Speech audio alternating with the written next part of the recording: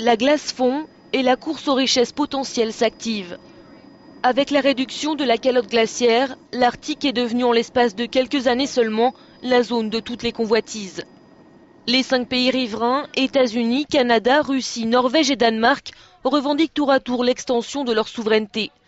La conférence d'Ilulissat doit justement permettre à chacun de s'entendre sur les délimitations des frontières respectives.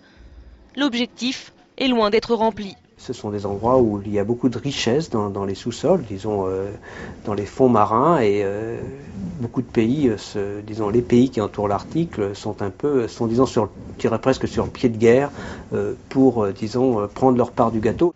Un gâteau qui éveille les appétits et pour cause, les fonds océaniques sont censés renfermer un quart des réserves pétrolières mondiales. L'Arctique est donc devenu une zone de conflit où toutes les provocations sont permises. Été 2007, la Russie relance la course au pôle Nord par cette action spectaculaire.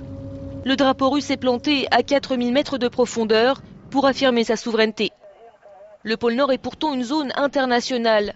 Chaque riverain peut revendiquer une extension sous-marine de son territoire dans une limite de 200 miles marins à partir de sa côte. Mais avec la fonte des glaces, de nouvelles routes maritimes se sont créées, celles notamment qui relient l'Atlantique au Pacifique. Un raccourci de 5000 km qui a fait naître d'immenses espoirs. La bataille de l'Arctique ne fait donc que commencer.